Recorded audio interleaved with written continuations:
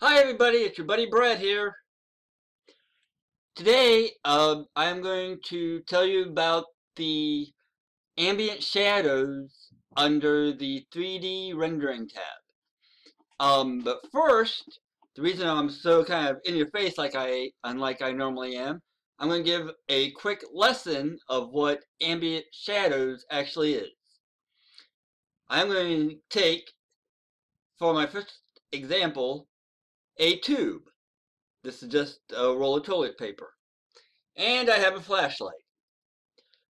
So what I do is, if I put the flashlight, let me get this lined up here, right here, and you can see the light. Now as I move the light around, the light isn't solid. You see some, a little bit of light, a little bit of shadow here and there. It's not all either light or dark. It is kind of in between. That is what a ambient shadow is. So if I line this up here, move it down, you can see like in the back part it's bright, but it's still a little bit brighter. Move it down some, and you can see how the shadows are it's spaced out and softens as it comes more towards you. More towards you. More towards you. Like this. As I'm moving the flashlight around, you can see the differences in the shadows. Another example is I have a little basketball here. Same thing. I have a light on the top, but there is still shadows. Like if I have the light coming from the top, like so, there's still some shadow on the ball, like on this side and this side and the front. That is what a ambient shadow is. So now I'm going to shrink myself down here. And so in JWildfire, under the 3D rendering tab, here we're using a base shape with the default settings. Ambient shadow intensity, it increases and also decreases the amount of the shadow. And while you may not see the difference when you're moving sliders in this main window, if you look up here in the thumbnail, you can see them a lot quicker. If you want to see what a difference it does, you have to hit the pre-render or the render image button here.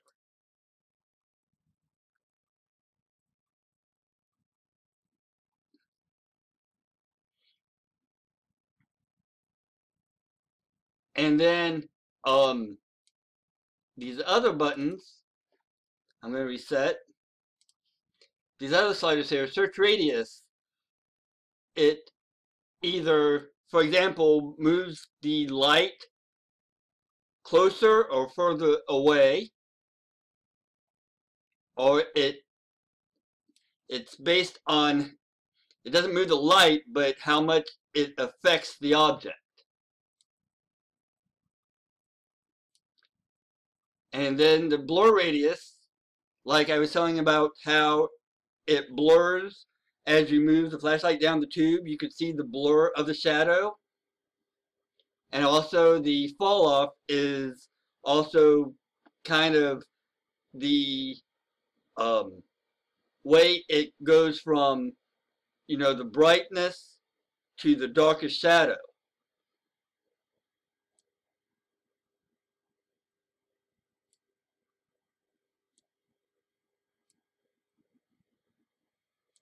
And then the radius and azimuth samples. The radius is the amount of shadow around the image, if I am saying this correctly.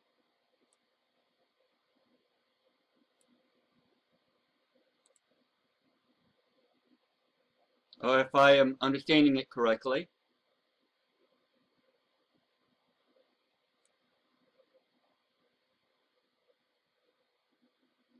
Like here, if I set this one to 1, do a quick render.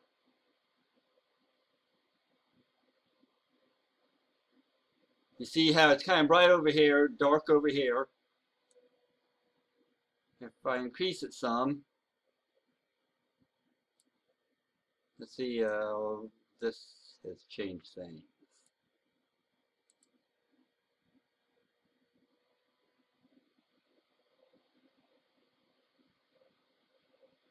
Now we have some light here, and we also have some light here. So basically, it has brought in the area that is receiving the shadow. And also, diffuse is also another way of blurring or using the fall off. But let's go ahead and give it a try here.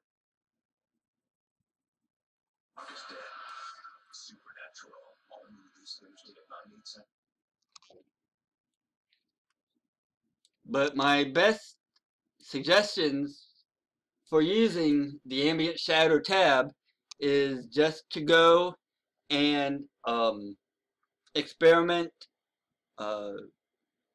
with what basically it works best with your fractal and what effect you want to achieve with it.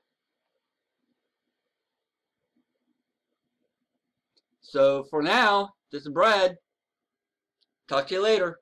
Bye.